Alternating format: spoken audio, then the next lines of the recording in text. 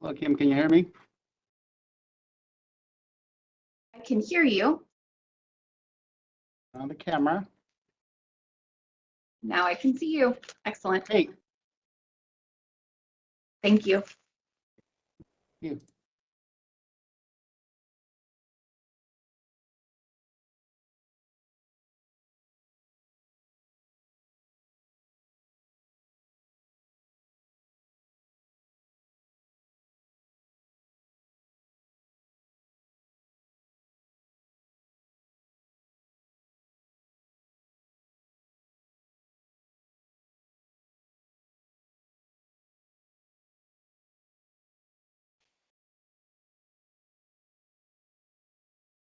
Good afternoon, Dr. Ferrer. Shall I begin? Yep. All right. A very good afternoon to everyone who has joined us. Today, we have a Los Angeles County Department of Public Health media briefing. It is April 14th. Presenting is Dr. Barbara Ferrer. After she's finished, she will take your questions. As a reminder, you may chat me, the host, or use the hand icon. Dr. Ferrer, when you're ready. Good afternoon, and thanks so much for joining today's briefing. As always, I'll begin by sharing a status update and then share some findings regarding vaccine effectiveness and infection rates in LA County. After that, I'll review our current results for our early alert signals and preparedness measures, discuss an updated quarantine requirement, and share reminders of how to stay safe post-surge, including during spring holidays and travel. Afterwards, as always, I'll be happy to respond to your questions. Take the first slide. Over the past week, we continue to see the same pattern as last week, with cases increasing and hospitalizations and deaths remaining relatively stable. Today, we're reporting 1,214 new cases. The average number of daily new cases reported over the last 7 days increased to slightly over 1,000 compared to 878 reported the prior week. This is about a 16% increase. And our 7-day average daily case rate also rose slightly to 10 new cases per 100,000 residents. Last week, I think we were at 9 new cases per 100,000. Our test positivity also, as you can see here, increased to 1.7%. This still remains relatively low and again fluctuates significantly depending on testing volume. And with schools out for spring break, we anticipated seeing a higher positivity rate this week. Despite the increases in cases, our COVID-19 related hospitalizations continue to remain relatively stable. There are 239 people hospitalized with COVID-19 in LA County today. That's again a decrease from last Thursday, where we had about 273 folks who were hospitalized. Similarly, I'm relieved that daily deaths remain steady with an average of about 13 deaths reported each day. This is the same as a week ago. I do send my sympathies and wishes for healing and strength to all the families and other loved ones of the many dozens of residents who died due to COVID-19 over this past week. Next slide. This slide shows the trend lines over the past 4 weeks for the 7-day average daily cases by report date. That's the green line. The 7-day average daily hospitalizations by admission date, that's the orange line. And the 7-day average daily deaths by report date, which is the blue line. You can see that, clearly after declining and then leveling off towards the end of March, our cases have been steadily increasing.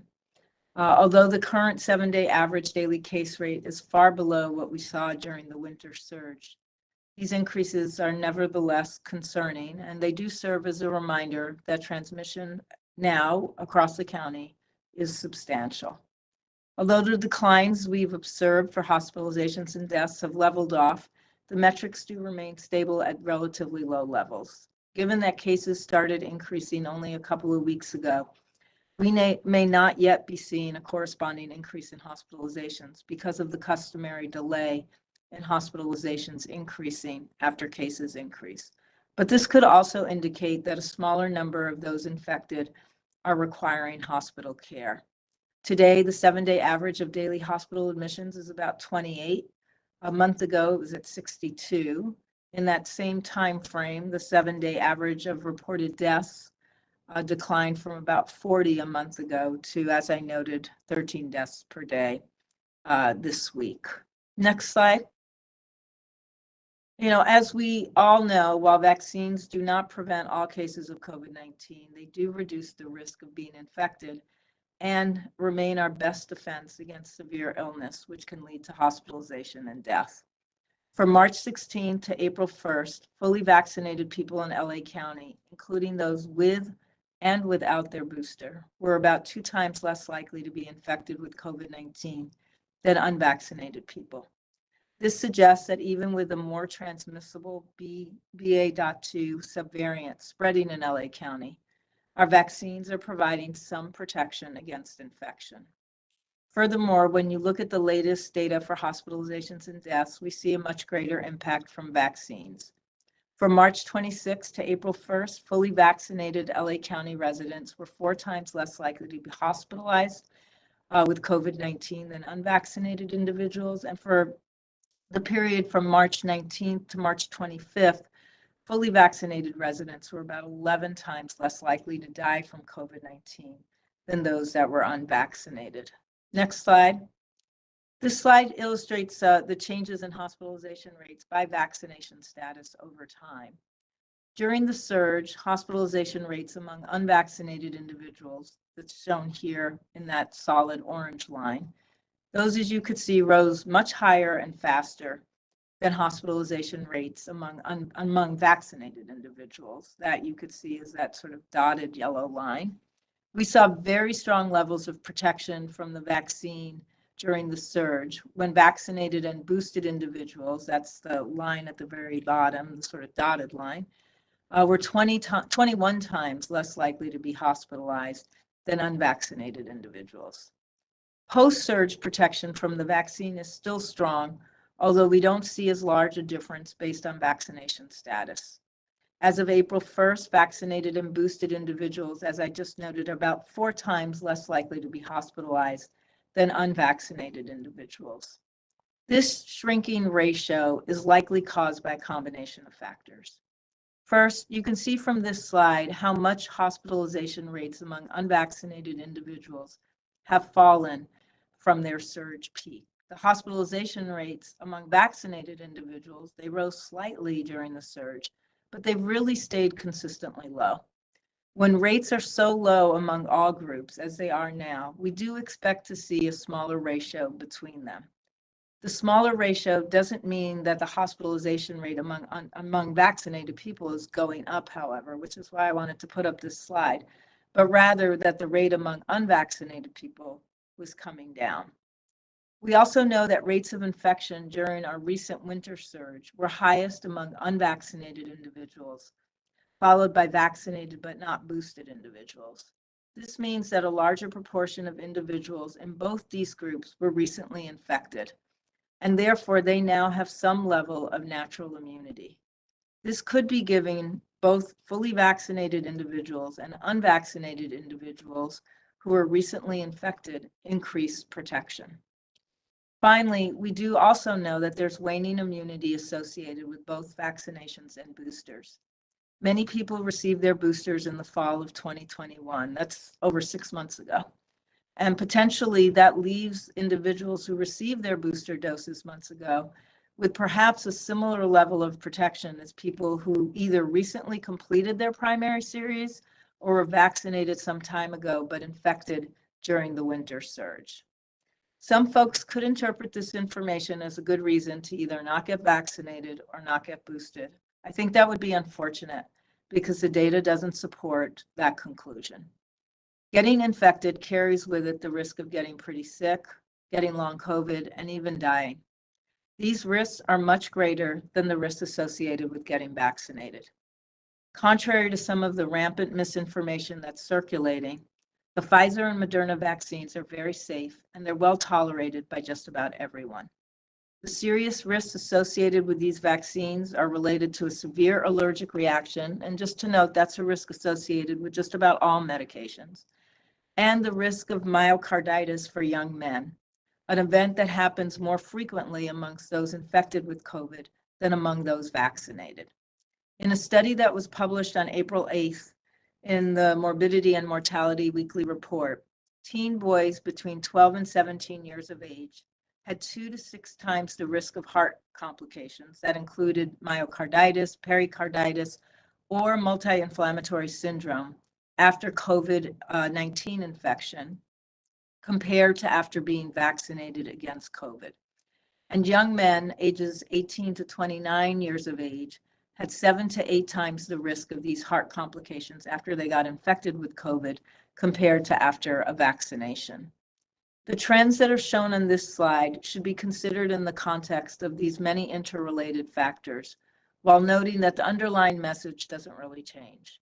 Regardless of what time period we look at, vaccines and boosters offer strong protection against severe illness and death, and they also offer a much safer route to this protection than getting infected. Next slide. As you know, cases are one of the core metrics that we monitor to assess the impact of the pandemic, and they help guide our planning. Throughout the pandemic, our case counts have underestimated the true number of COVID-19 cases in LA County. The reasons for this are varied. For instance, case counts don't account for the many individuals who don't get tested because they have mild symptoms or they're asymptomatic. Furthermore, for much of the pandemic, access to testing, as we all know, was limited. Most recently, wide-scale availability of home test kits means that many test results are not reported to public health. The CalScope statewide study, which was led by the California Department of Public Health, Stanford University, and Enable Biosciences, used antibody tests to determine the number of total infections in their study population, and then extrapolated from that to the general population. According to the study's data, from May to June 2021, so this is last year, in LA County, there were 3 times more COVID-19 infections than reported cases among adults, and 5 times more COVID-19 infections than reported cases among children. The researchers estimated that at the time of the study, which is back late spring of 2021, 30% of LA County adults had been infected and 37% of children had been infected. At the same time, if you looked at our case reports, you'll note that a little over 10% of adults and slightly under 10% of children had been reported as a confirmed case. Although these data represented infections prior to the Delta and Omicron variants and our recent winter surge, they nevertheless can serve as an indication of the large number of infections that go unreported in LA County. This is important to understand because it gives us a sense of the true scope and impact of the pandemic. We do expect results from this ongoing study will include data from the fall and the early winter, and we should be able to get that over the next few weeks. Next slide. Although booster doses don't prevent all infections, as we saw a moment ago, they do remain highly effective at preventing disease that can result in hospitalization or death. CDC recommends that everyone ages 12 years and older receive a COVID-19 vaccine booster 5 months after completing their primary vaccination series. That's 2 doses for Moderna, 2 doses for Pfizer. That was 1 dose for J&J. In addition, individuals who between 12 and 49 years of age who are moderately or severely immunocompromised, as well as adults over the age of 50, can elect to receive a second mRNA booster if they received their initial booster dose at least 4 months ago. Also, adults who are aged 18 through 49 years of age who received a J&J primary vaccine, then a booster dose, can receive a second booster dose if they use an mRNA vaccine. On this slide, you see the percentage of eligible adult residents 50 and older who have received 1 or more additional or booster doses and 2 or more additional or booster doses by their age group. As of April 10th, 74% of residents 65 and older received at least 1 booster dose, and 12% have already come in to get their second booster. By comparison, 65% of adults 50 to 64 received their first recommended booster dose, and 7% have already come in to get the second booster. Given that folks who are older may be at elevated risk for severe COVID-19 illness, and we have a more transmissible variant that's in wide circulation, it is important that coverage with both the first and second booster dose increase substantially. Since the allowance for the second booster dose has only been in effect for a couple of weeks, we're hoping that over the next few weeks we see more significant increases as we, with our providers and our partners, work to expand awareness regarding this important opportunity to boost the level of protection among millions of LA County residents. Next slide. In addition to tracking vaccine coverage levels and customary metrics, we do monitor our CDC community level rating, which is, as we all know now, a measure of severity of disease and the strain on our healthcare system. As you can see on this slide, our overall community level, based on the CDC metrics, remains low this week. The case rate, as you can see here, as of 4/12 was 61 new cases per 100,000 people. That's below the CDC target of less than 200 new cases per 100,000 people. The first hospital metric that determines our community level is the 7-day cumulative rate for new COVID-19 hospital admissions. That current rate is 2.3 admissions per 100,000 people. That meets the CDC criteria for low community level. And the second hospital indicator, the 7-day average for the proportion of staffed inpatient beds that are occupied by COVID-19 patients, which is at 1.6% for LA County, also is considered to be low community level. Next slide. So we do monitor both the CDC framework, but we also use a specific set of community-wide and sector-specific indicators to serve as early alerts here in LA County. When we get an indicator that suggests a possible area of concern, we consider opportunities that can strengthen our preparedness. We consider whether we should be refining or implementing additional protective measures, and always encourage residents to take steps to protect themselves and others. We've been monitoring 3 community-wide early alert signals. This week, we added a 4th, the number of sewer systems with a 2-fold or greater increase in wastewater SARS-CoV-2 concentration. And as you can see, for this week, all of our early alert signals are of low concern except for one, and that's the percentage of specimen sequence that are identified as a new variant or subvariant of concern. With 67% of recently sequenced samples in LA County identified as BA2, this metric remains of high concern to all of us. Next slide. Sequencing positive specimens does allow us to note if we can identify variants or subvariants that might have a significant public health impact. And then in turn, we can strengthen our preparedness and mitigation strategies. Omicron continues to be the predominant variant, as you can see here. It accounts for 100% of all of the cases with sequenced specimens that were collected in the week that ended March 26th. As you can see, the proportion for cases caused by BA.2 continued to increase, and now BA.2 has replaced BA.1.1 as the predominant subvariant because it accounts for 67% of the sequenced specimens. Furthermore, since this data represents sequencing results for specimens that were collected more than 2 weeks ago, and BA.2 is more transmissible than BA.1.1, this likely underestimates the proportion of specimens that actually are BA.2. The pattern that we're seeing in LA County is consistent with national and international trends. Worldwide, BA.2 accounts for the vast majority of sequence cases. In the United States, the CDC estimates that BA.2 accounted for 86% of sequence specimens for the week that ended April 9th. That's up from 72% the prior week. We're also following findings from the World Health Organization regarding the XE subvariant. That's a combination of the BA.1 and the BA.2 subvariants, which is circulating at low levels in the United Kingdom and several other countries. The XE subvariant has not been detected in LA County. However, it was detected in the United States, and 2 cases were identified in other parts of California. We don't really have enough data to draw conclusions regarding XC's transmissibility, severity, or vaccine effectiveness.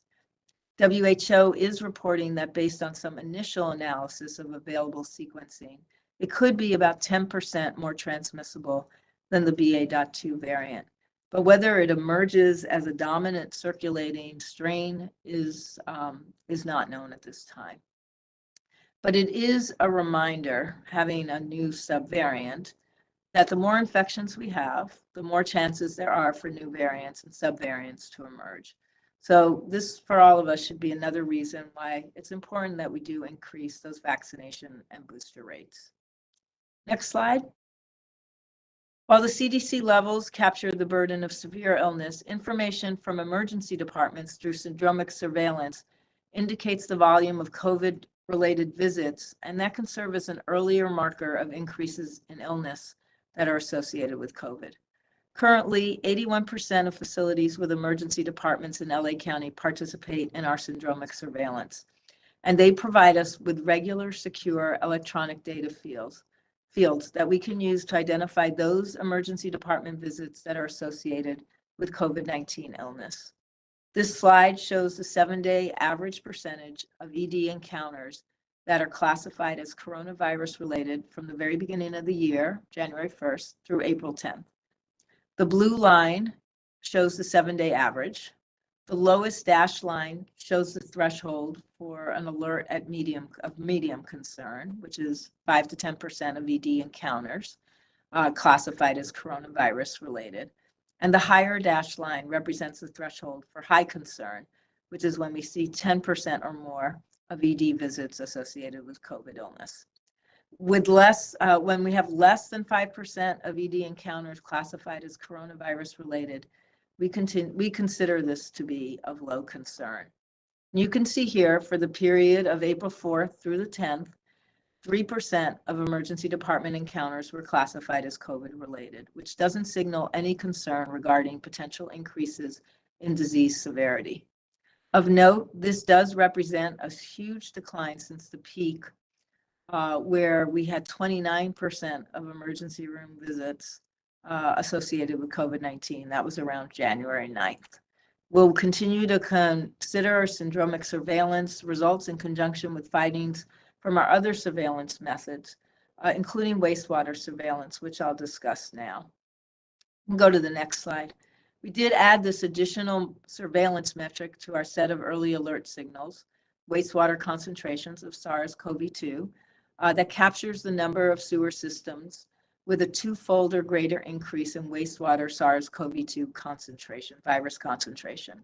So I want to note this will now be reported on our alert system on a weekly basis. As is the case for syndromic surveillance, we use the results of wastewater surveillance in conjunction with other measures to guide our public health actions. This measure describes the trend over the past 14 days for the 3 sewer systems that are currently conducting SARS-CoV-2 wastewater surveillance in LA County, and they cover much of the county. The first is the LA County Sanitation District that you see here. The second is the Los Angeles City Sanitation and Environment Agency, and the third is Las Virgenes Municipal Water Districts. For each of these sewer systems, we consider a 2-fold or greater increase in the 10-day rolling average wastewater concentration, SARS-CoV-2 concentration, and then compare that to the prior 14 days. And if we see that 2-fold or greater increase, that's a cause for increased concern. If we have a 2-fold increase in all 3 of these sewer systems, that'll be considered a high concern. If there's a 2-fold or greater increase in 1 or 2 of these systems, we'll consider this to be of medium concern. And if none of the sewer systems data shows a 2-fold or greater increase, it ends up being of low concern.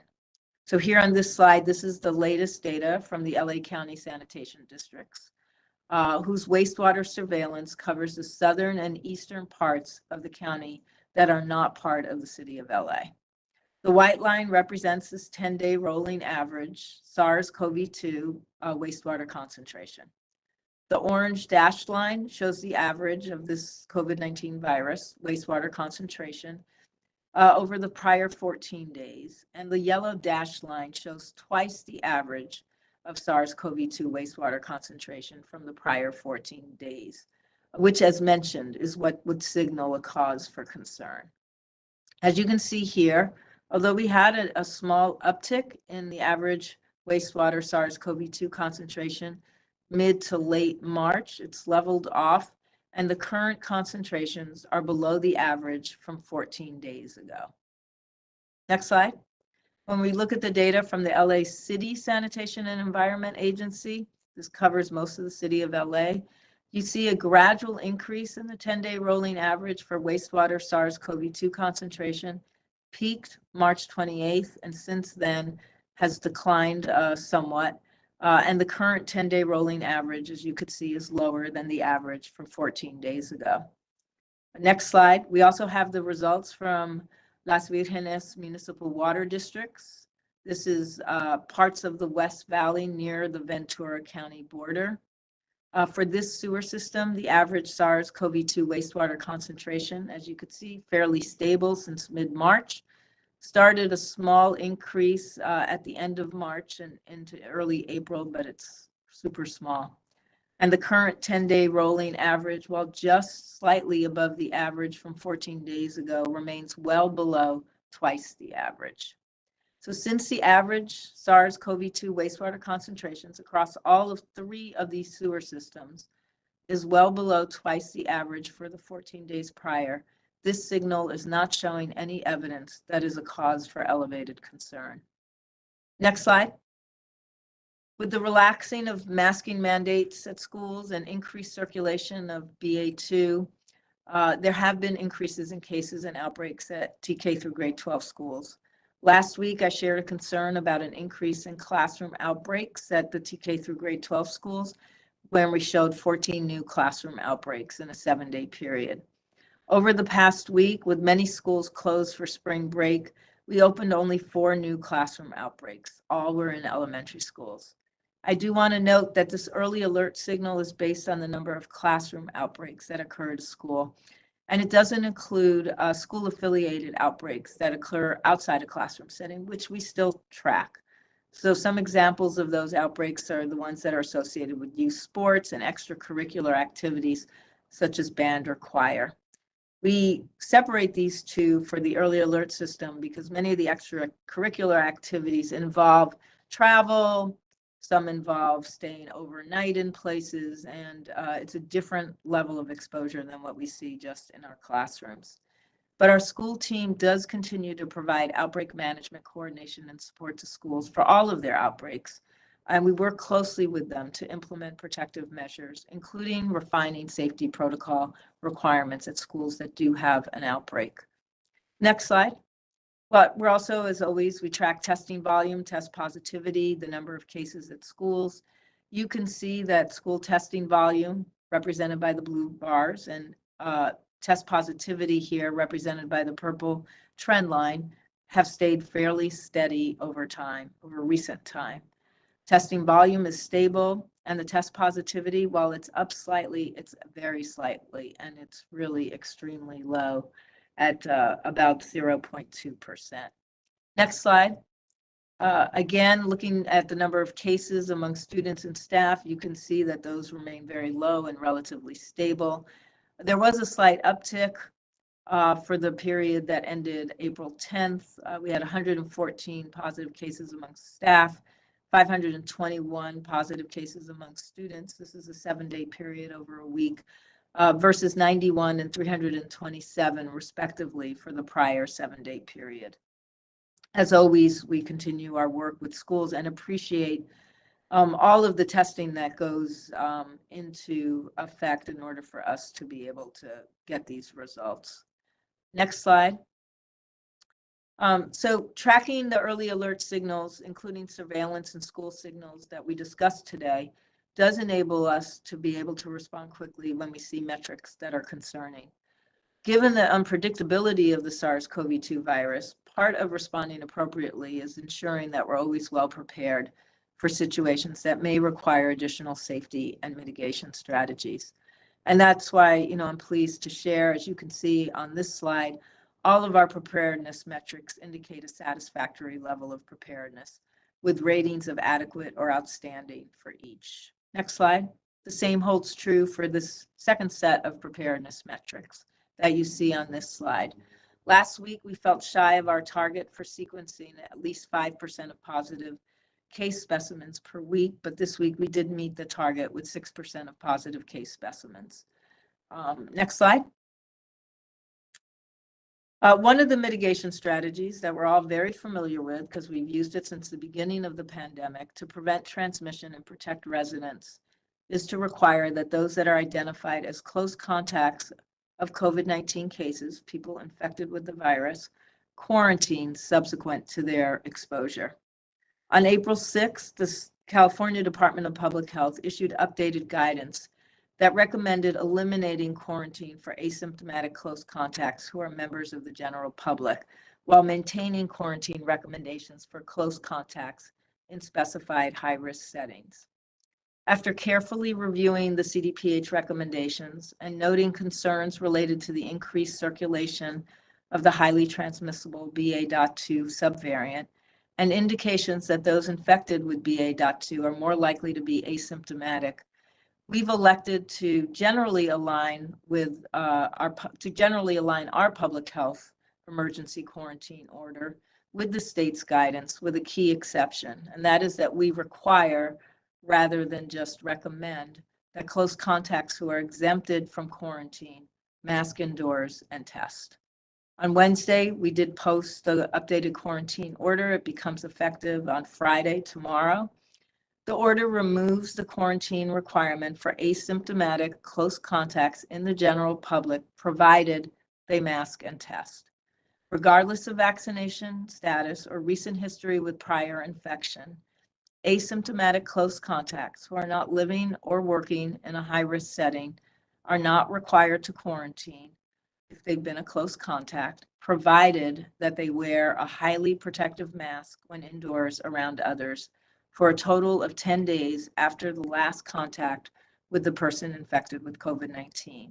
And they're also required to test as soon as possible after exposure, but at least within 3 to 5 days after their last exposure, to determine their infection status. And they can use an at-home antigen test.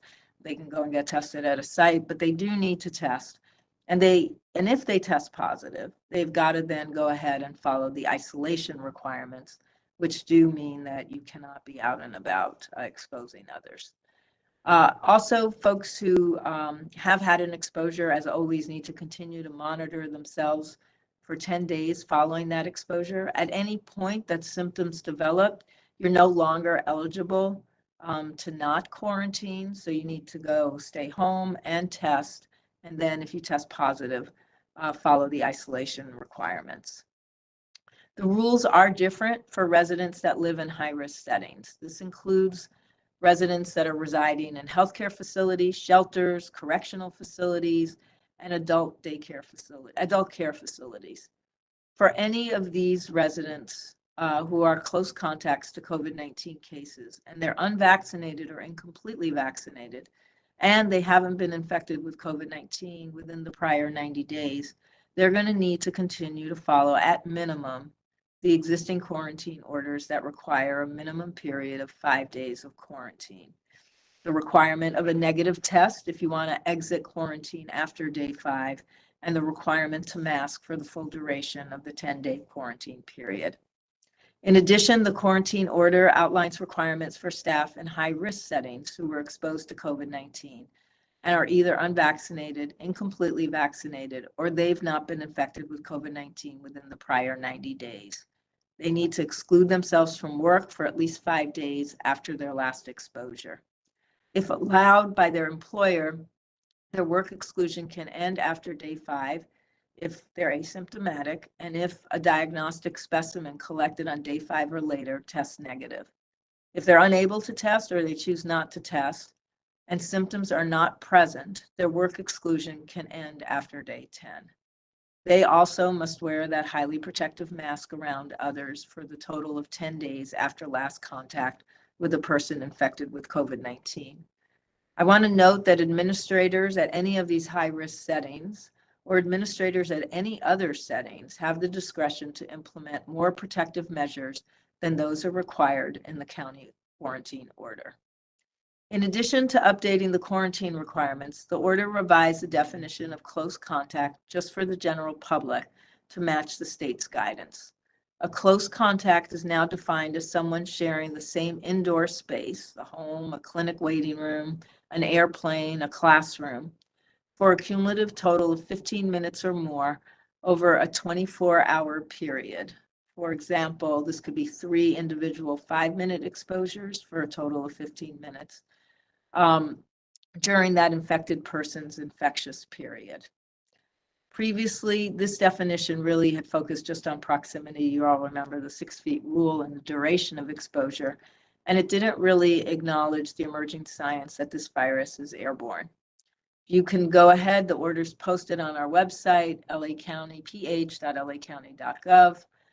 So go ahead if you want more details, you can find them there. We'll be, of course, updating all of our guidance to reflect this change. Next slide. Before closing, I do want to share a couple of reminders about the sensible steps we should try our best to take to lower the risk to ourselves, family members, neighbors, and communities from COVID-19. With less community transmission than we had during the surge and the reduced strain on our healthcare system, we've been able to replace some safety protocols, including vaccination verifications and masking requirements, with strong recommendations.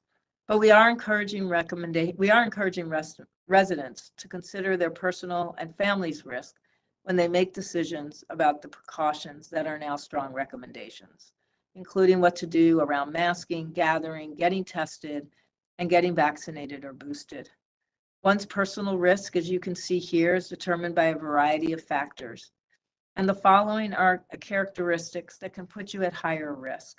If you or someone in your household is not fully vaccinated or boosted, if you or your household members have a chronic condition, if you are or you live with or you care for someone who is 65 and older or too young to be vaccinated, if you or your household members are in close contact with people at work, at school, another community setting who are unmasked, unvaccinated, or may be infected with COVID-19, and if transmission in LA County is at a substantial or high level. And just to note, we're back in substantial transmission at the moment.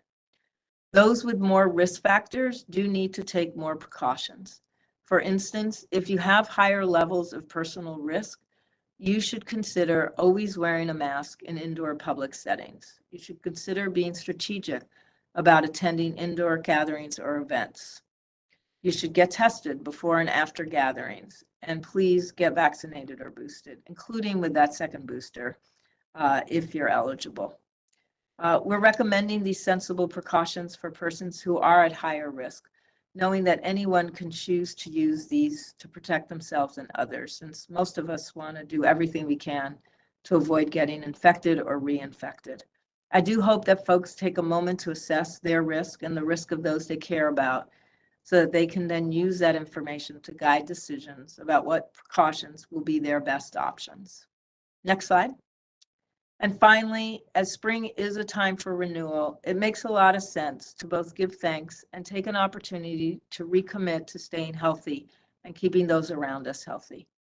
With the recent rise in COVID cases, if you're planning to gather or travel for upcoming spring holidays, please, again, take note of your personal risk and the risk of others you'll be around. The following are, again, sensible safety precautions.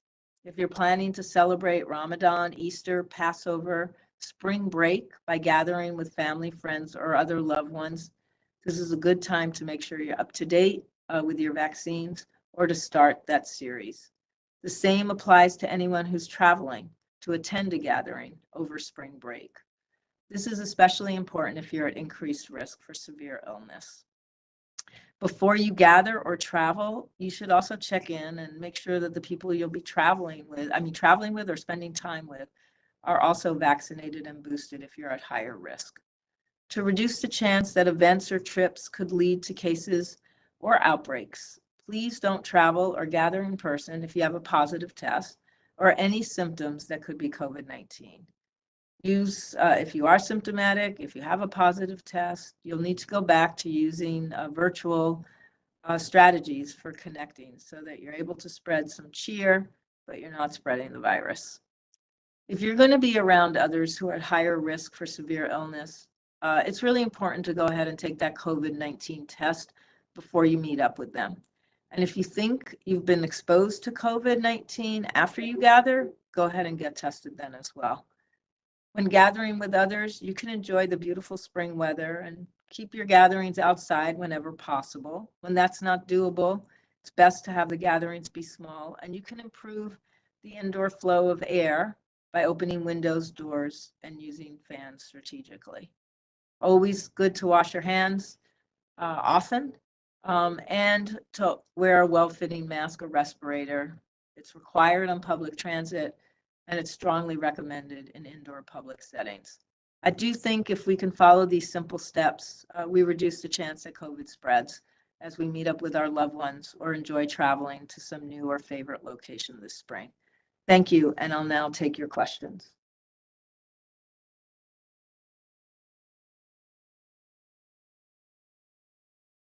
Thank you so much, Dr. Frere. Now it's time for our question and answer period. As a reminder, if you have a question, please use the hand icon or you may chat me, the host. Our first question today comes from Ron Lynn from the LA Times. Ron, you're unmuted. Hi, Dr. Frere. Thanks so much for talking to us today. Really appreciate it. Our questions today are on the crystal ball, masks, and relaxation of isolation rules. So first, there was a lot of good news you presented today in terms of the early warning indicators, except for case rates, which are continuing to tick upward, but we're also not seeing a big vertical line. Does that give us, or does that give you hope that whatever we're seeing now will be more like a blip than the kind of significant wave that Britain saw? Second, Philadelphia is reinstituting its mask requirement for indoor public spaces next week, and New York's case rate is now about the same as it was during the peak of their Delta wave last summer, although it's important to note that New York's peak Delta case rate was lower than ours.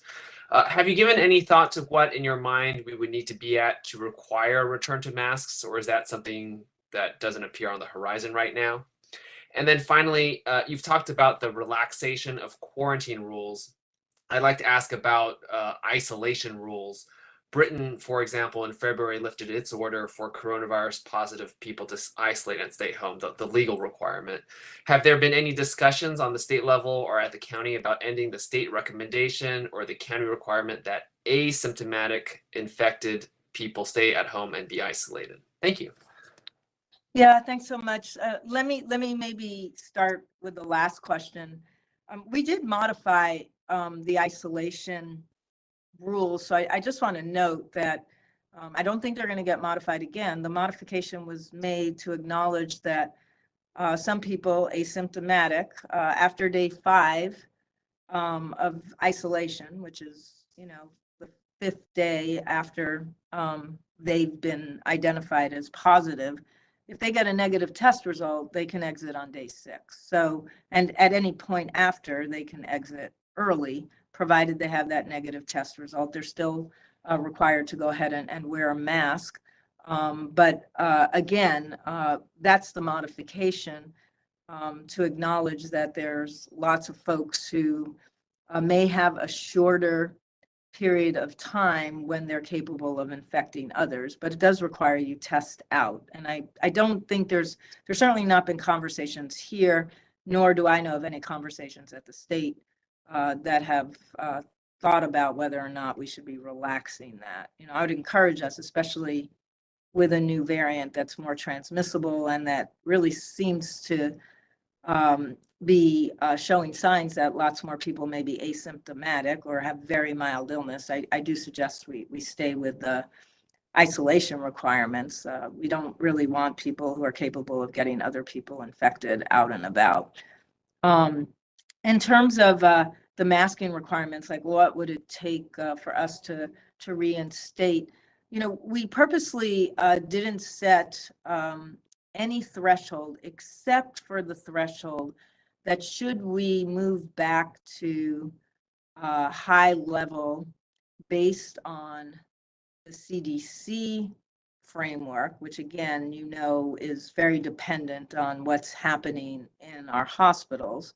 If we were to move back to a high level of concern, a high level of community, high community level, we would go ahead and immediately reinstate that masking requirement. So that's the one metric that we did lay out, and we did say, should we go back to high, we would go ahead and require that. I mean, that's actually what the CDC says as well. So that's a time for everybody to be masking indoors. We do know that there may be other times where it may be really useful for us to go ahead and mask indoors, but that's going to be very dependent on specific situations. So the one situation that comes to mind is if we have a new variant of concern that's really evading vaccine protections, then you want to go ahead and use a next level of protection, which is putting those masks back on. Were we to see skyrocketing cases, we might not want to wait until hospitalizations are so high before, again, we go ahead and require masking again, particularly in those indoor settings where transmission tends to happen fairly easily. But again, I think what you'll notice, Philadelphia, they had set a threshold and they met that threshold. And that's why they went back to a masking requirement. We did not set a specific threshold based on transmission. Instead, we're using CDC's framework for an automatic return. And I would say at the point we go back into that high community level as designated by CDC, we'd be in a lot of trouble. So hopefully we will have put our masks back on before then, because that would be extraordinarily high case transmission coupled with increasing stress on the healthcare system. In terms of the sort of, what do we think about what's going on? We do agree with you. We're not seeing an exponential growth in cases. We're seeing sort of the steady small increases, somewhere between 2%, 3% rise every day in cases. At some point, this will become more concerning if it doesn't level off. And our hope is that it does level off. I mean, our hope is that, in fact, people recognize that we've got a more infectious subvariant circulating, be more careful, put that mask on in these higher risk settings, go ahead and get tested when you're gathering, be sensible to try to avoid either a reinfection or a new infection.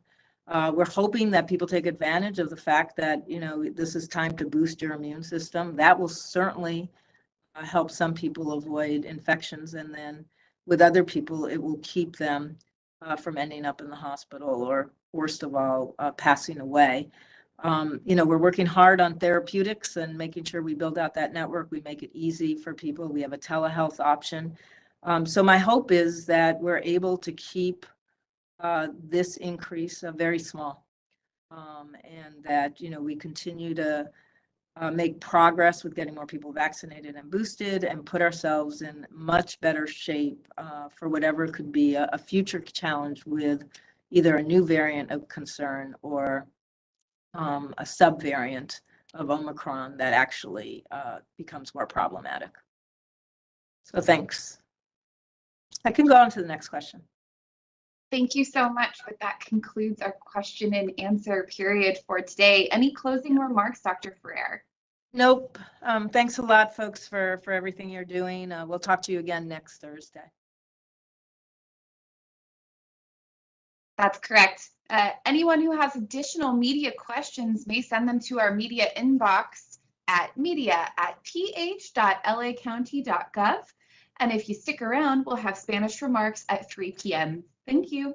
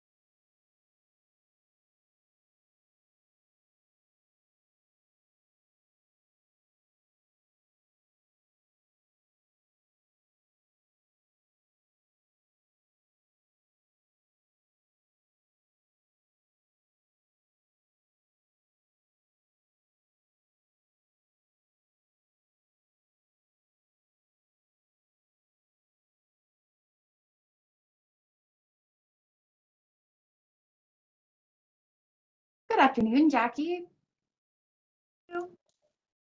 I am just waiting to load your slides. So if you want to go ahead and wait with your camera off, you're welcome to do so. I'll let you know when we're ready.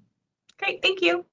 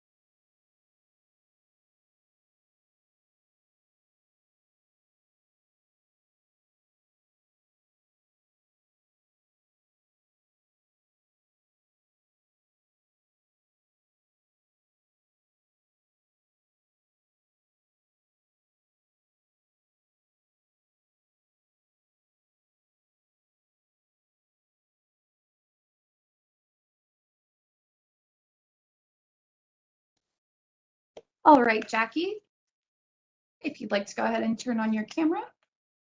Wonderful.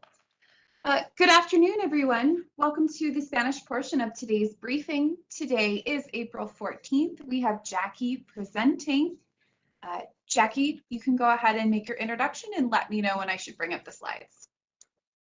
Great, thank you so much. Buenas tardes y gracias por acompañarnos durante la sesión informativa de hoy. Comenzaremos con una actualización y luego compartiremos algunos hallazgos sobre la efectividad de la vacuna y las tasas de infección en el condado de Los Ángeles. Después hablaremos sobre los resultados actuales de nuestras señales de alerta temprana y medidas de preparación, los requisitos de cuarentena actualizados y algunos recordatorios de cómo mantenernos seguros después del aumento de casos, incluso durante los viajes y vacaciones de primavera. First slide, please.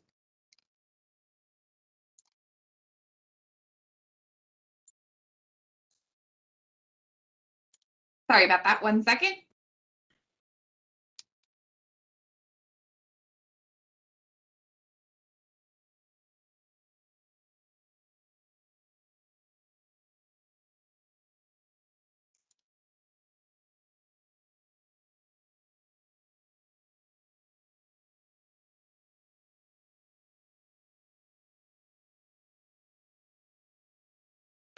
Durante la última semana, seguimos viendo un patrón similar al que vimos la semana pasada, con casos aumentando y hospitalizaciones y muertes permaneciendo estables. Hoy reportamos 1,214 casos nuevos. El promedio de casos nuevos diarios informados durante los últimos 7 días aumentó a 1,017 en comparación con los 878 informados la semana pasada, cual representa un aumento del 16%.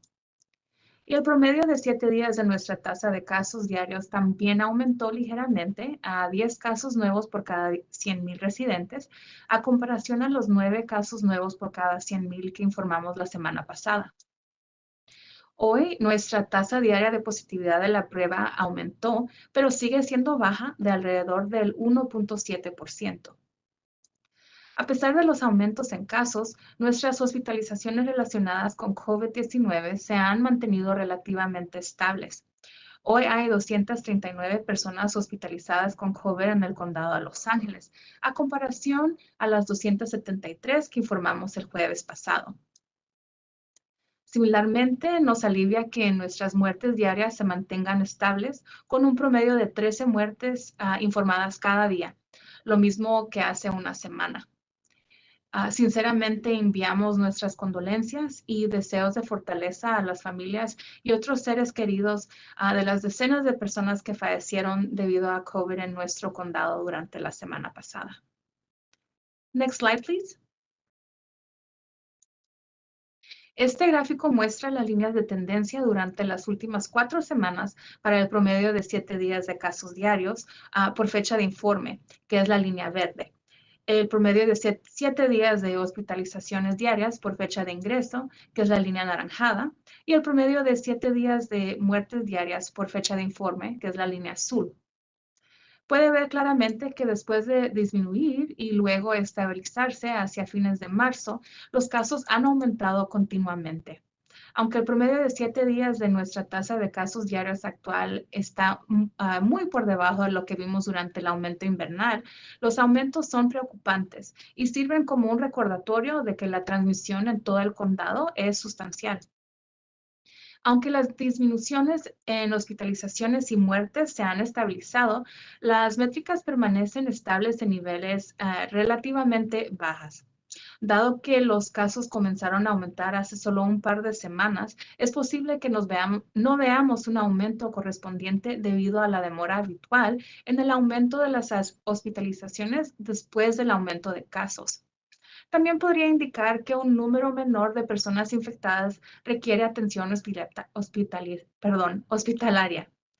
Hoy, el promedio de 7 días de ingresos hospitalarios diarios es de 28 en comparación con el promedio de 7 días de 62 hace un mes, el 13 de marzo. Durante el mismo periodo de tiempo, el promedio de 7 días de muerte reportadas por día disminuyó de aproximadamente 40 el 13 de marzo a aproximadamente 13 muertes por día a partir del 13 de abril. Next slide, please. Como todos sabemos, las vacunas no previenen todos los casos de COVID, pero sí reducen el riesgo de infectarse y son nuestra mejor defensa contra enfermedades graves que pueden llevar a la hospitalización y a la muerte. Del 26 de marzo al 1 de abril, las personas completamente vacunadas en el condado de Los Ángeles, incluidas aquellas con y sin vacuna de refuerzo, tenían aproximadamente 2 veces menos la probabilidad de infectarse con COVID que las personas no vacunadas. Esto sugiere que incluso con la propagación de la subvariante BA2, que es más transmisible, cual se está propagando en el condado de Los Ángeles, nuestras vacunas siguen brindando cierta protección contra la infección. Además, cuando observamos nuestros últimos datos de hospitalizaciones y muertes, vemos el impacto mucho mayor de las vacunas. Del 26 de marzo al 1 de abril, los residentes del condado de Los Ángeles completamente vacunados tenían 4 veces menos la probabilidad de ser hospitalizados con COVID que las personas no vacunadas. Entre el 19 y el 25 de marzo, los residentes completamente vacunados tenían 11 veces menos la probabilidad de morir por COVID-19 que los residentes no vacunados. Next slide, please. Este gráfico ilustra los cambios en las tasas de hospitalización por estado de vacunación a lo largo del tiempo. Durante el aumento, las tasas de hospitalización entre las personas no vacunadas, que se muestran aquí con una línea sólida anaranjada, aumentaron mucho más y más rápido que las tasas de hospitalización entre las personas vacunadas. Vimos que la vacuna brindó niveles muy fuertes de protección durante la oleada. Las personas vacunadas y con su vacuna de refuerzo tenían 21 veces menos la probabilidad de ser hospitalizadas que las personas no vacunadas. La protección que brinda la vacuna después de la oleada sigue siendo fuerte, aunque no vemos una diferencia igual de grande según el estado de vacunación. A partir del 1 de abril, las personas vacunadas y con su vacuna de refuerzo tienen aproximadamente 4 veces menos la probabilidad de ser hospitalizadas que las personas no vacunadas. Es probable que esta disminución se deba a una combinación de factores. Primero, podemos ver en este gráfico cuánto han disminuido las tasas de hospitalización entre las personas no vacunadas desde su punto máximo. Las tasas de hospitalización entre las personas vacunadas aumentaron levemente durante la oleada, pero se han mantenido constantemente bajas. Cuando las tasas son tan bajas entre todos los grupos como lo son ahora, esperamos ver una proporción más pequeña entre ellos. esta proporción más pequeña no significa que la tasa de hospitalización entre las personas vacunadas está aumentando, sino que la tasa entre las personas no vacunadas está disminuyendo. También sabemos que las tasas de infección durante nuestro reciente aumento invernal fueron más altas entre las personas no vacunadas, seguidas por las personas vacunadas, pero sin vacuna de refuerzo. Esto significa que una mayor proporción de personas en ambos grupos se infectaron recientemente y, por lo tanto, ahora tienen cierto nivel de inmunidad natural. Esto puede estar brindando una mayor protección tanto a las personas completamente vacunadas como a las personas no vacunadas. Finalmente, sabemos que existe una disminución en la inmunidad asociada tanto con las vacunas como con la dosis de refuerzo. Muchas personas recibieron su vacuna de refuerzo en el otoño del 2021, hace más de 6 meses, potencialmente dejando a las personas que recibieron su dosis de refuerzo hace meses con un nivel de protección similar al de las personas que acaban de completar su serie inicial o que se vacunaron hace algún tiempo, pero se infectaron durante la oleada invernal. Algunas personas pueden interpretar esta información como una buena razón para no vacunarse o no ponerse la vacuna de refuerzo. Eso sería desafortunado porque los datos no respaldan esa conclusión. Contagiarse conlleva el riesgo de enfermarse gravemente, contraer COVID a largo plazo, long COVID, le dicen en inglés, e incluso morir. Estos riesgos son mucho mayores que los riesgos asociados con la vacunación. A contrario, a la desinformación que circula, las vacunas de Pfizer y Moderna son muy seguras y bien toleradas por casi todos. Y los riesgos graves asociados con estas vacunas están relacionados con una reacción alérgica severa, un riesgo asociado con casi todos los medicamentos. Y el riesgo de miocarditis para hombres jóvenes, un evento que ocurre con más frecuencia entre las personas infectadas con COVID que entre las personas vacunadas. En un estudio publicado el 8 de abril en el informe Morbidity and Mortality Weekly, los adolescentes de entre 12 y 17 años tenían de 2 a 6 veces más el riesgo de complicaciones cardíacas como miocarditis, pericarditis o síndrome multiinflamatorio después de la infección por COVID en comparación con después de ser vacunados contra COVID. Y los hombres jóvenes de 18 a 29 años de edad tenían entre 7 y 8 veces más riesgo de sufrir estas complicaciones cardíacas después de la infección por COVID en comparación con después de la vacunación. Las tendencias que se muestran en este gráfico deben considerarse en el contexto de estos factores interrelacionados y al mismo tiempo tener en cuenta que el mensaje no cambia. Independientemente del periodo de tiempo que analicemos, las vacunas y las dosis de refuerzo ofrecen protección fuerte contra enfermedades graves y la muerte y ofrecen una ruta mucho más segura hacia esta protección que infectarse con COVID. Next slide, please. Como saben, los casos son una de las métricas centrales que vigilamos para evaluar el impacto de la pandemia y guiar nuestra planificación. A lo largo de la pandemia, nuestros recuentos de casos han subestimado la cantidad real de casos de COVID en el condado de Los Ángeles. Las razones son variadas. Por ejemplo, los recuentos de casos no tienen en cuenta las muchas personas que no se hacen la prueba porque tienen síntomas leves o no tienen síntomas. Además, durante gran parte de la pandemia, el acceso a las pruebas fue muy limitado. Últimamente, la disponibilidad a gran escala de pruebas que se pueden hacer en casa significa que muchos resultados de las pruebas no se informan al Departamento de Salud Pública. El estudio estatal CalScope, dirigido por el Departamento de Salud Pública del Estado, CDPH por sus siglas en inglés, la Universidad de Stanford y la compañía Enable Biosciences utilizó pruebas de anticuerpos para determinar la cantidad total de infecciones en su población de estudio. Según los datos del estudio, de mayo a junio del 2021, en el condado de Los Ángeles, hubo 3 veces más infecciones de COVID-19 que casos informados entre adultos y 5 veces más infecciones de COVID-19 que casos informados entre niños. Los investigadores estimaron que en el momento del estudio, a fines de la primavera del 2021, el 30% de los adultos del condado de Los Ángeles estaban infectados y el 37% de los niños estaban infectados con COVID.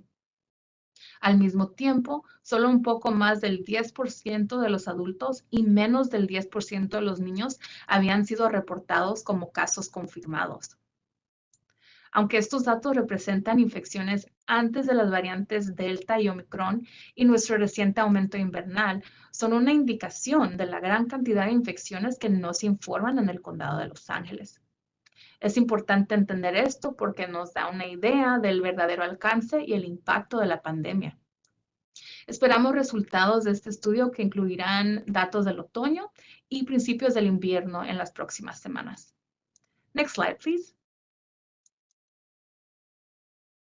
Aunque las dosis de refuerzo no previenen todas las infecciones, como vimos hace un momento, siguen siendo muy eficaces para prevenir enfermedades graves que pueden provocar la hospitalización o la muerte. Los CDC recomiendan que todas las personas mayores de 12 años reciban una vacuna de refuerzo contra el COVID-19 5 meses después de completar su serie de vacunación inicial. Además, las personas de 12 a 49 años de edad con sistemas inmunes comprometidos, ya sea moderadamente o gravemente, así como los adultos mayores de 50 años, pueden optar por recibir una segunda dosis de refuerzo si recibieron su dosis de refuerzo inicial al menos 4 meses antes. Además, los adultos de 18 a 49 años de edad que recibieron una vacuna primaria de Johnson & Johnson y una dosis de refuerzo pueden recibir una segunda dosis de refuerzo con una vacuna de Pfizer o Moderna. En este gráfico verá el porcentaje de residentes adultos elegibles de 50 años o mayores que han recibido una o más dosis adicionales o de refuerzo y 2 o más dosis adicionales o de refuerzo por rango de edad. Hasta el 10 de abril, el 74% de los residentes de 65 años o más habían recibido al menos una dosis de refuerzo y el 12% recibió una segunda dosis de refuerzo. En comparación, el 65% de los adultos de 50 a 64 años de edad habían recibido la primera dosis de refuerzo recomendada y el 7% habían recibido una segunda dosis de refuerzo. Dado que las personas en este rango de edad pueden tener un riesgo elevado de enfermedad grave por COVID-19 y tenemos una variante más fácilmente transmisible en amplia circulación, es importante que aumente sustancialmente la cobertura con la primera y segunda dosis de refuerzo. Dado que la recomendación de recibir una segunda dosis de refuerzo solo ha estado en vigencia desde el 29 de marzo, esperamos ver aumentos más significativos a medida que el Departamento de Salud Pública, los proveedores y nuestros socios trabajen para aumentar el conocimiento de esta oportunidad de aumentar el nivel de protección entre millones de residentes del condado de Los Ángeles. Next slide, please.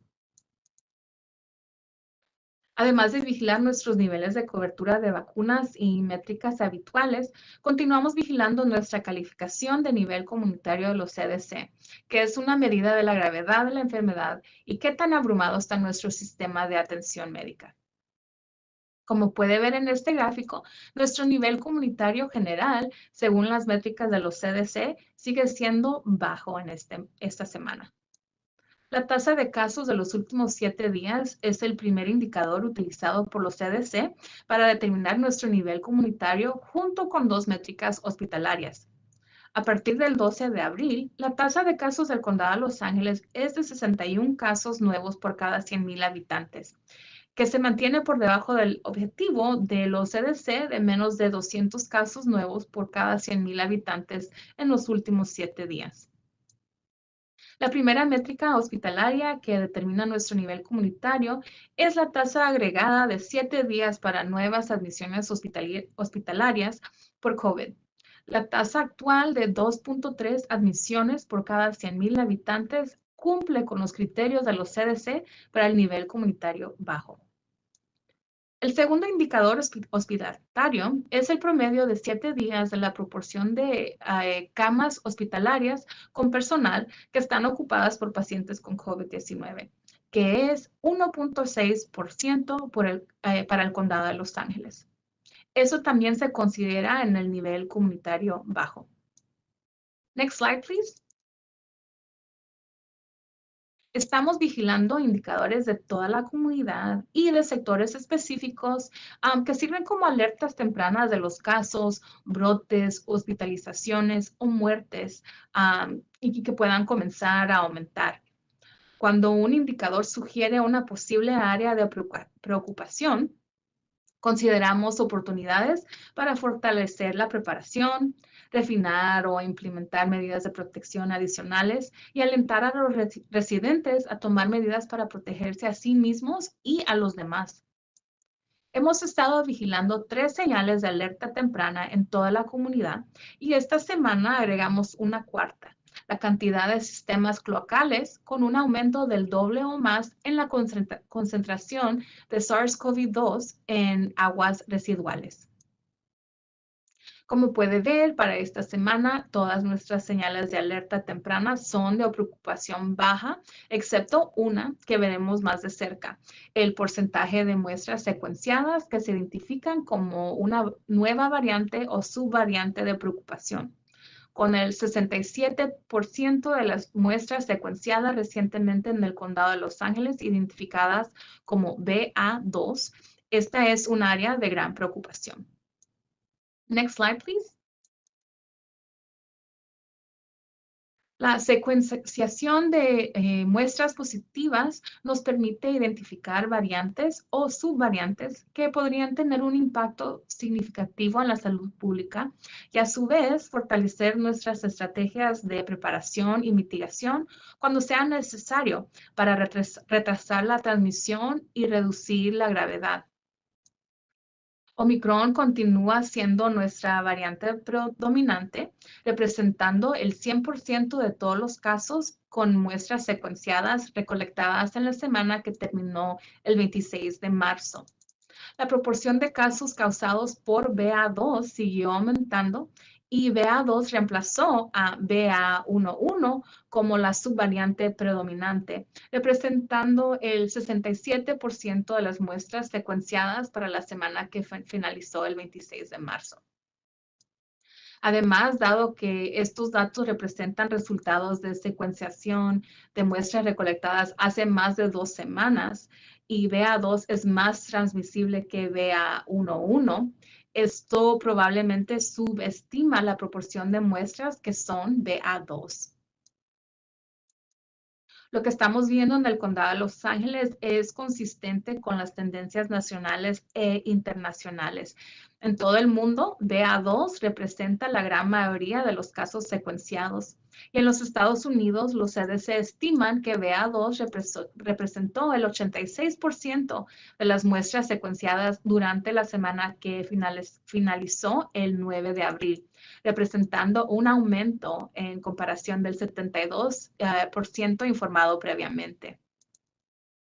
También estamos siguiendo los hallazgos de la Organización Mundial de la Salud y otras agencias con respecto a la subvariante XE, una combinación de las subvariantes BA1 y BA2 que circula en niveles bajos en el Reino Unido y en varios otros países. La subvariante XE no se ha detectado en el condado de Los Ángeles. Sin embargo, se detectó en los Estados Unidos con 2 casos identificados en California. Todavía no tenemos suficientes datos para sacar conclusiones sobre la transmisibilidad, la gravedad o la eficacia de la vacuna contra la subvariante XE, pero la OMS ha informado que, según los análisis iniciales de las secuencias disponibles, puede ser un 10% más transmisible que la variante BA2. La aparición de esta subvariante es un recordatorio importante de que cuantas más infecciones tengamos, más posibilidades de que surjan nuevas variantes, cual es otra razón por la que sigue siendo importante aumentar nuestras tasas de vacunación y dosis de refuerzo. Next slide, please.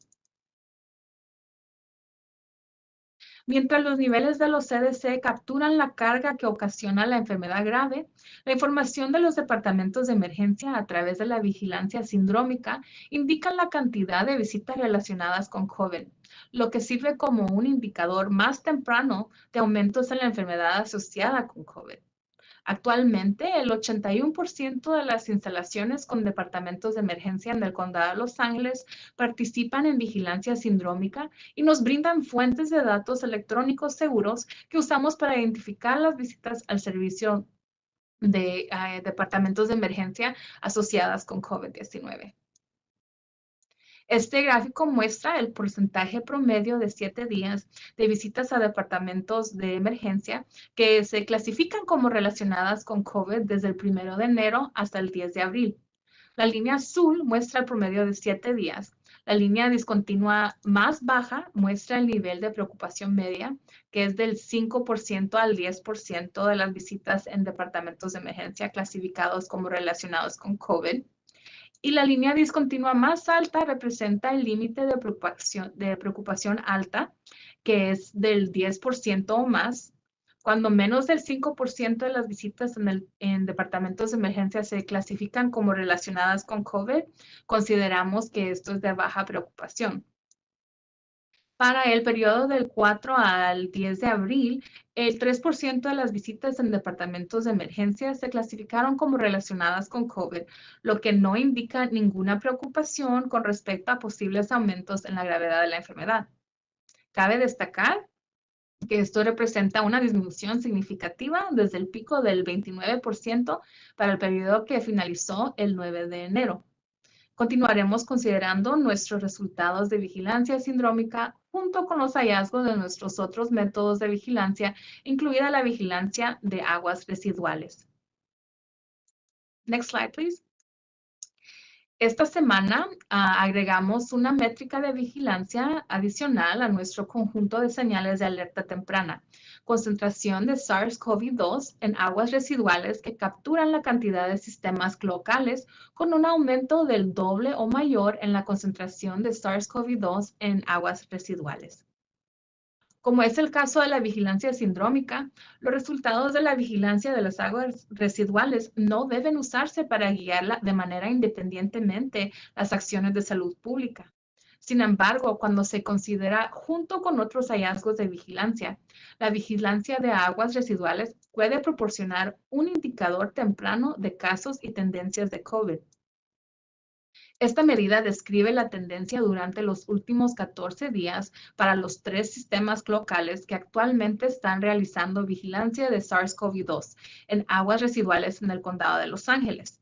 Primero, el Distrito de Saneamiento del condado de Los Ángeles. 2, la Agencia de Saneamiento y Medio Ambiente de la ciudad de Los Ángeles. Y 3, los distritos municipales de Agua de las Vírgenes.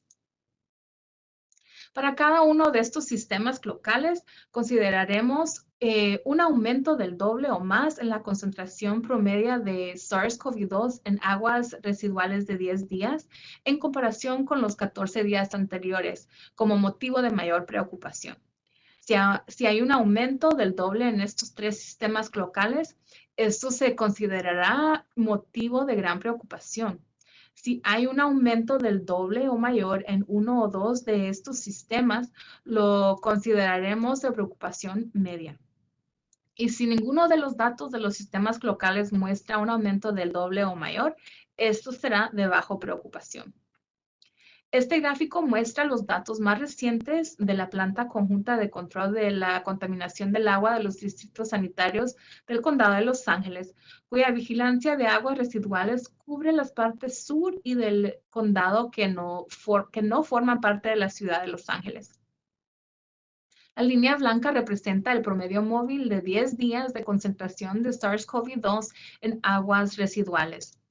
La línea discontinua anaranjada muestra la concentración promedio de SARS-CoV-2 en aguas residuales de los 14 días anteriores y la línea discontinua amarilla muestra el doble de la concentración promedio de SARS-CoV-2 en aguas residuales de los 14 días anteriores, que como se mencionó es lo que indica una causa de preocupación.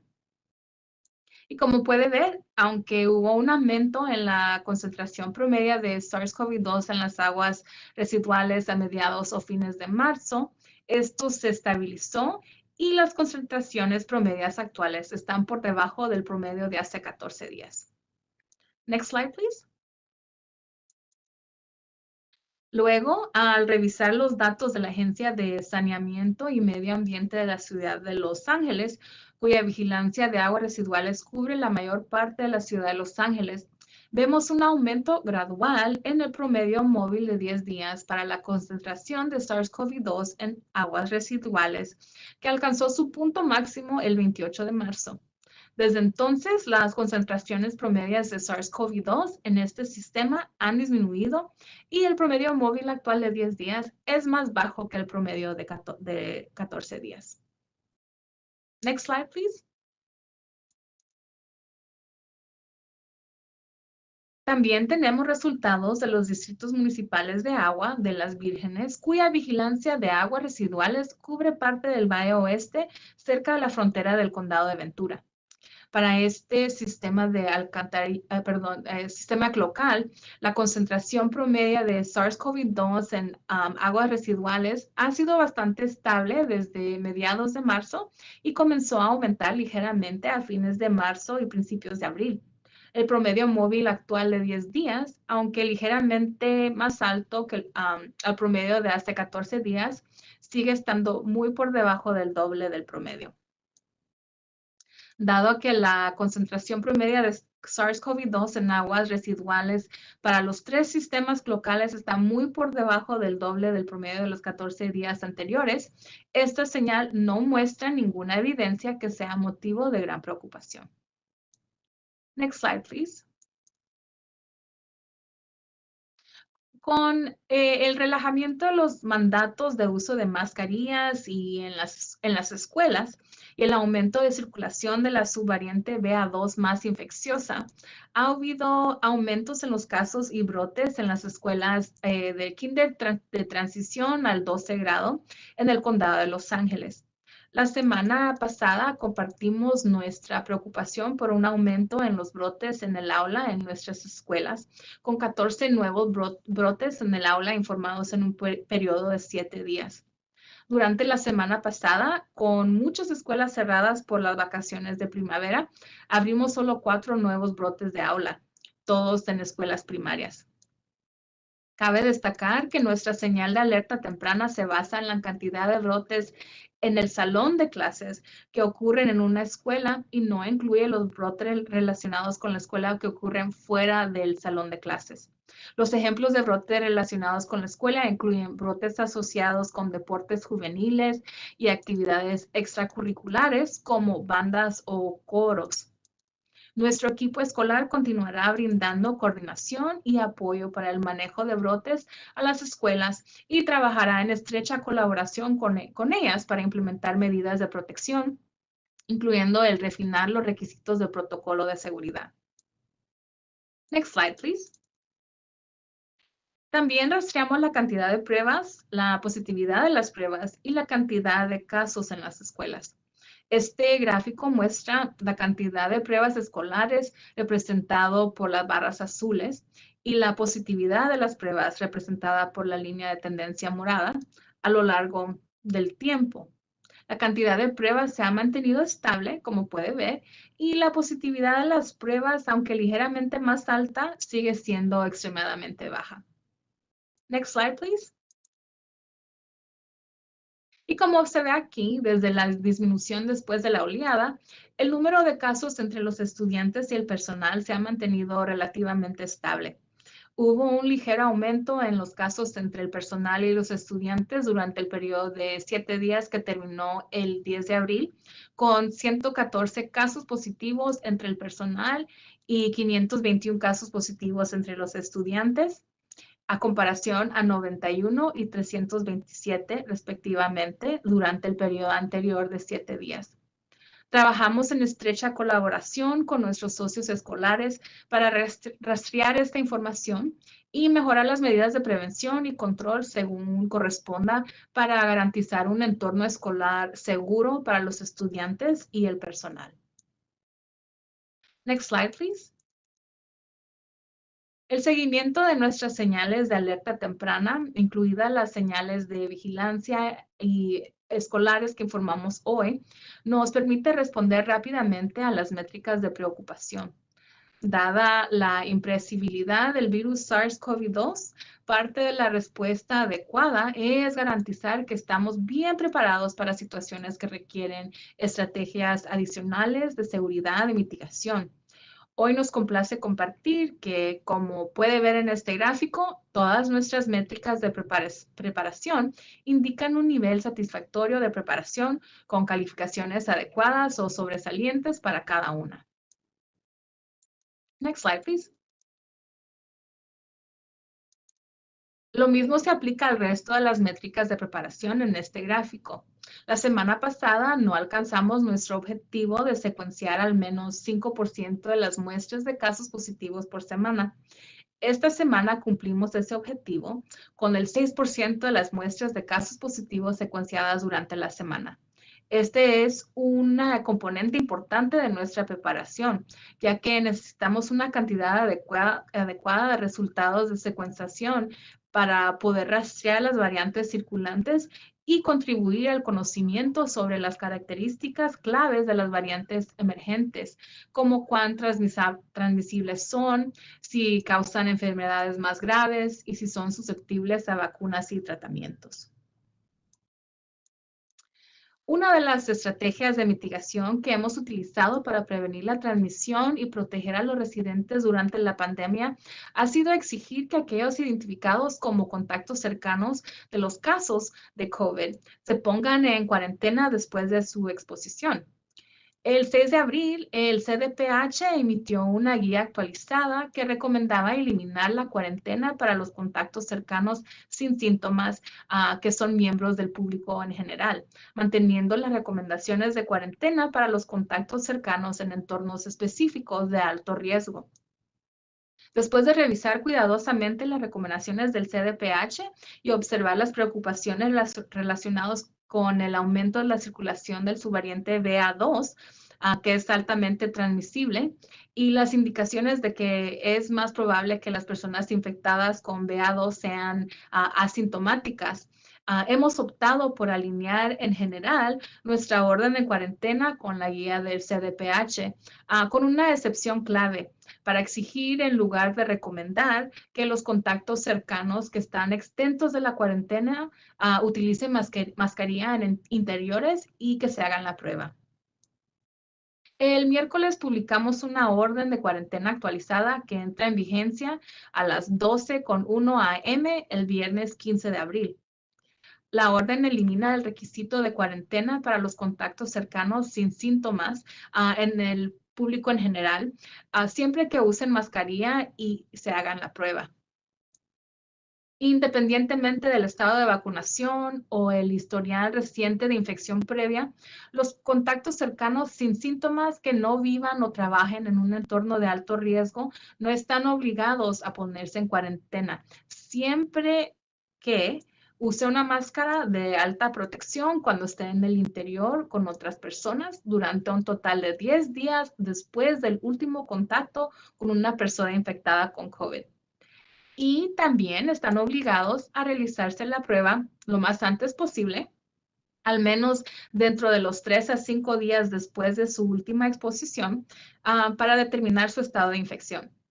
Si dan positivo, deben seguir los requisitos de aislamiento de salud pública. Y también deben monitorearse durante los 10 días siguientes a su exposición. Si desarrollan síntomas, deben hacerse la prueba y quedarse en casa lejos de los demás y seguir nuestros requisitos de aislamiento si dan positivo. Las reglas son diferentes para aquellos residentes que viven en entornos de alto riesgo. Esto incluye a los que residen en centros de salud, albergues, centros correccionales y centros de atención para adultos. Para cualquiera de estos residentes que estén en contacto cercano con casos de COVID y no estén vacunados o vacunados de manera incompleta y no hayan sido infectados con COVID entre los 90 días anteriores, Deberán continuar siguiendo como mínimo las normas existentes, requiriendo cuarentena por un periodo mínimo de 5 días, el requisito de una prueba negativa para salir de cuarentena después del 5.º día y el requisito de usar mascarilla durante todo el periodo de cuarentena. Además, la orden de cuarentena describe los requisitos para el personal en entornos de alto riesgo que estuvieron expuestos a COVID y no están vacunados o vacunados de manera incompleta y no han sido infectados con COVID en los 90 días anteriores. Deben autoexcluirse del trabajo durante al menos 5 días después de su última exposición. Si su empleador lo permite, su exclusión laboral puede finalizar después del 5.º día si no hay síntomas y si una muestra de diagnóstico recolectada el día 5 o más tarde da negativo. Si no pueden hacerse la prueba o eligen no hacérsela y los síntomas no hay síntomas presentes, su exclusión laboral puede terminar después del día 10. También deben usar una máscara de alta protección alrededor de otras personas, especialmente en interiores, durante un total de 10 días después del último contacto con una persona infectada con COVID-19. Los administradores de estos entornos de alto riesgo tienen la discreción de implementar más medidas de protección que las requeridas en la orden de cuarentena del condado. Además de actualizar los requisitos de cuarentena, la orden revisó la definición de contacto cercano para el público en general para que coincida con la orientación del Estado. Un contacto cercano se define como alguien que comparte el mismo espacio aéreo interior, por ejemplo, casa, sala de espera de clínica, avión, por un total de 15 minutos o más durante un periodo de 24 horas. Por ejemplo, 3 ocasiones de exposición individuales de 5 minutos por un total de 15 minutos. Durante el periodo infeccioso de una persona infectada, definida por un diagnóstico clínico o confirmado por laboratorio.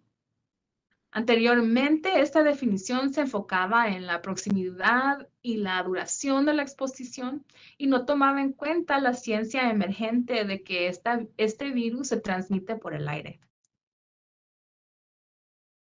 La orden actualizada de cuarentena está publicada en nuestro sitio web. Next slide, please.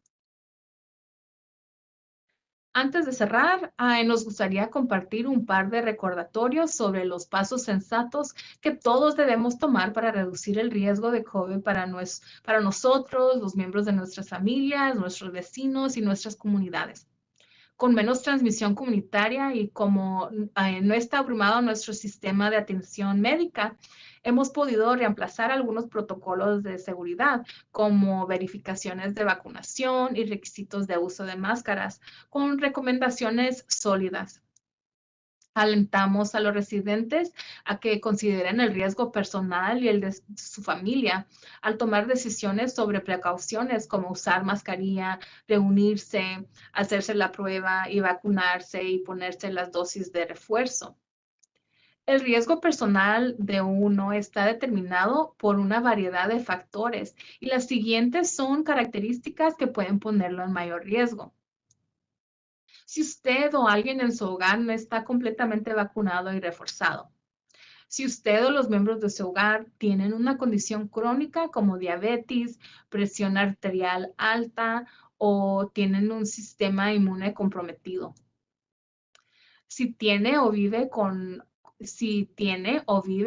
o cuida a alguien que tiene 65 años o más o es demasiado joven para vacunarse y reforzarse.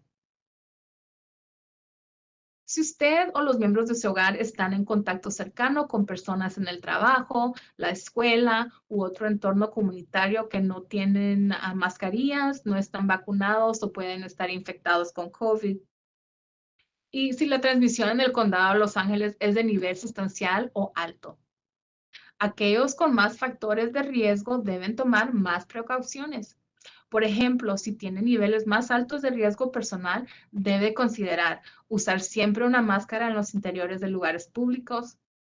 Ser estratégico al asistir a reuniones o eventos en interiores, especialmente si no conoce el estado de vacunación de otras personas. Hacerse la prueba antes y después de las reuniones. Y vacunarse o reforzarse, incluso con una segunda dosis de refuerzo si se lo recomiendan, si aún no la ha hecho. Recomendamos estas precauciones sensatas para las personas que corren un mayor riesgo, sabiendo que cualquiera puede optar por usarlas para protegerse a sí mismo y a los demás, ya que todos queremos evitar infectarnos o reinfectarnos. Esperamos que la gente se tome un momento para evaluar su riesgo y el riesgo de sus seres queridos para luego guiar sus decisiones sobre qué precauciones serán las mejores opciones para ellos y sus familiares. Next slide, please. Y finalmente, dado que la primavera es una época de renovación, tiene mucho sentido dar gracias y aprovechar la oportunidad para volver a comprometerse y a mantenerse saludable y mantener saludables a quienes lo rodean. Con el reciente aumento en los casos de COVID, si planea reunirse o viajar para las próximas vacaciones de primavera, piense en su riesgo personal y el riesgo de los demás y considere las siguientes precauciones de seguridad para evitar la propagación de COVID o ser parte de un brote. Si planea celebrar el Ramadán, la Pascua y las vacaciones de primavera reuniéndose con familiares, amigos y otros seres queridos, si no está completamente vacunado y reforzado, ahora es un buen momento para comenzar su serie de vacunas o ponerse al día con cualquier vacuna o dosis de refuerzo faltantes. Y lo mismo se aplica a cualquiera que planee viajar para asistir a una reunión para las vacaciones. Esto es especialmente importante si tiene un mayor riesgo de padecer una enfermedad grave, porque es una persona mayor, tiene un sistema inmune comprometido, tiene problemas de salud delicados o si tiene muchas exposiciones a otras personas en el trabajo o en la comunidad.